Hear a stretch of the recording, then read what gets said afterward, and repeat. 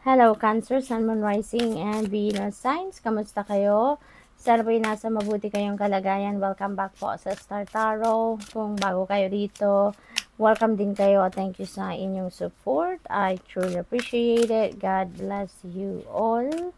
Unang mensahe ni Cancer is 7 of Spring. Ayan. So, believe in yourself. Now, believe in yourself. Kasi higit kanino man, kayo lang ang tanging nakakaalam ng inyong mga kakayanan. Kayo lang ang nakakaalam ng totoo ninyong mga capabilities. Kaya, huwag ninyong hayaan, na kunin yan, na personal power ninyo ng ibang tao. At sila yung magpatakbo ng buhay mo. So, this is your life. So, run your life, be assertive, be confident. Alam ninyo na meron kayong talent, skills, and gifts. So, gamitin ninyo yon para kayo ay magtagumpay. Gamitin ninyo yon para ma-carry out ninyo kung ano man yung mga dreams or mga wishes ninyo or mga heart's desires na gusto ninyong ma-experience, sa 3D reality ninyo. We have renewal. Ayan. So, ang iba sa inyo siguro dito, merong mafa-find out about yourself. Maybe mas lumalalim na ngayon ang pagkakilala ninyo sa inyong sarili. Mas lumalalim dito yung relationship ninyo with the divine.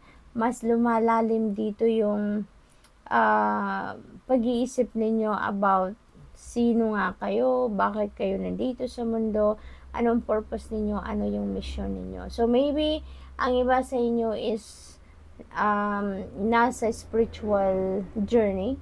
Maaaring ang iba sa inyo meron na kayong spiritual awakening sa ngayon, yung ganon. Kaya mas malalim na ngayon yung pagkilala ninyo sa inyong sarili, and higit sa lahat yung relationship ninyo with the divine. We have Queen of Spring. Ayan. So, dito naman sa Queen of Spring, this is about determination, This is determination. Sabi dito, don't underestimate your ability to manifest your dreams, Hindi talaga dapat kasi alam nyo naman na may kakayanan kayo. Maaring nagpo-procrastinate lang kayo, nag-hesitate lang kayo, or maybe you are comparing yourself, sa ibang tao. Kaya siguro nai-intimidate kayo. But alalahanin ninyo, na lahat tayo may talent, skills, and gifts. Kung ang iba nagtatagumpay, gamit nila yung mga talent, skills, and gifts nila. Kayo rin, Cancer, magagawa din ninyo yan kasi you also have your own set of talents, skills, and gifts. Okay? Kaya wag ninyong maliitin ang inyong sarili. What else? We have ego. Ayan. Siguro, ang pakaramdam ninyo dito is trap kayo sa inyong sitwasyon. Pero ang totoo, yan ay just an illusion, Nasa isip nyo lang yan kung gugustuhin ninyong gawin ang kung ano man ang iniisip ninyo, kung gugustuhin ninyong gawin ang kung ano man ang ini-envision ninyo for yourself, kayang-kaya ninyo yan. Okay?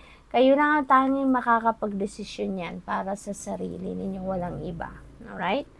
What else? We have Two of Spring. Ayan. May mga opportunities dito. Wonderful opportunities na kumakatok sa buhay ninyo. Paparating na ang mga opportunities na yan. Maaari din na meron kayong mga pinaplano dito. Bagong endeavor, bagong chapter sa buhay ninyo na related sa inyong money, career, finances. Meron siguro kayong gustong gawing pagbabago sa buhay ninyo. So, maybe, mga ganong bagay ngayon ang iniisip ninyo, Maaring yan ang pinagpaplanuhan ninyo, you're strategizing, At maaari din na meron mga choices, na kinakaharap kayo, kailangan ninyong pagpilian. Siguro ngayon, nagmimini-mini mo kayo kung alin yung kukunin ninyo, aling opportunity yung i-grab ninyo, or aling endeavor yung uunahin ninyo. Anong ipa-prioritize. We have the Star. Wow, napakaganda nito, Cancer.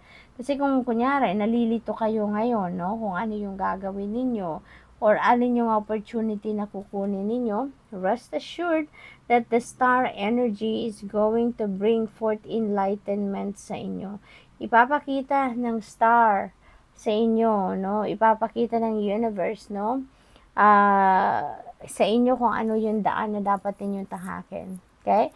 You are going to be led to where you need to be. Kung ano yung destination ninyo dito, ipapakita yan sa inyo ng universe kung paano kayo makakarating doon. Maaari din na meron ditong bago kayong sisimulan talaga na chapter sa buhay ninyo, no?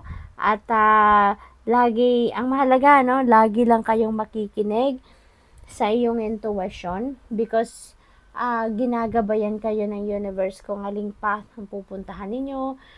Meron din ditong mga divine guidance para matulungan kayo on how you're going to navigate your current circumstances. Okay? Meron din kayong wish dito na maaaring mag-come to fruition. Kaya magiging masayang-masaya din kayo around this time. So, good luck. That's all I have for you for today. Thank you for watching. Love and light. Namaste.